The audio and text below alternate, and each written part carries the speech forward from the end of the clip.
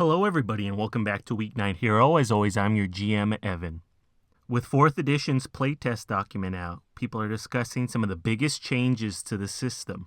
Since it is the 4th edition, I thought I would break this video down into the top 4 changes in the system. Menace.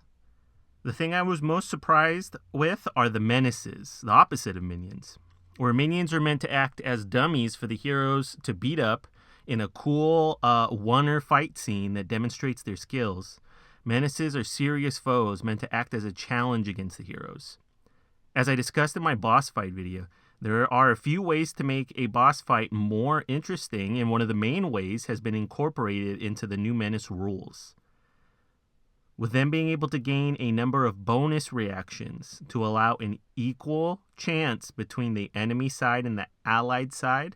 This solves the final boss problem pretty easily, since it now allows them to match the action economy, and with the introduction of many new reaction advantages, you get the possibility of attacking numerous times in a turn.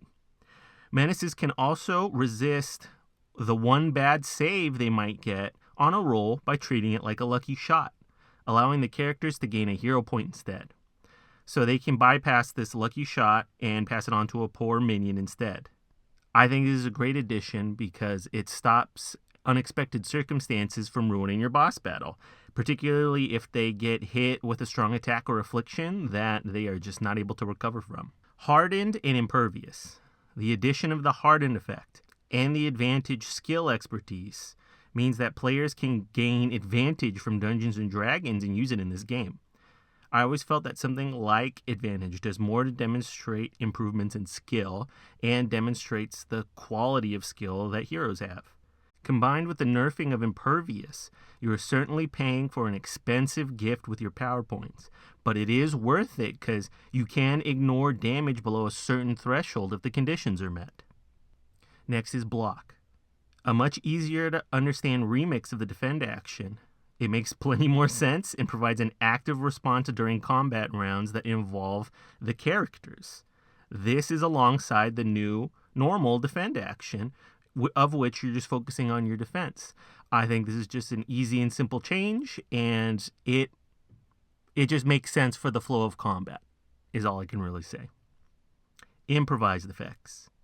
The new version of Inventor, Ritualist, and Artificer, Improvised Effects, is a catch-all advantage that allows you to create new powers and effects on the fly, allowing them to use a particular skill to achieve the same effect as a ritual or invention. You sacrifice time and turn a power stunt into a skill challenge. This is another vast improvement that I always liked because now it applies to many more characters, not just the smart guy and the magic guy, by creating more of a challenge with it. So that's more description, and by that, I mean more role-playing.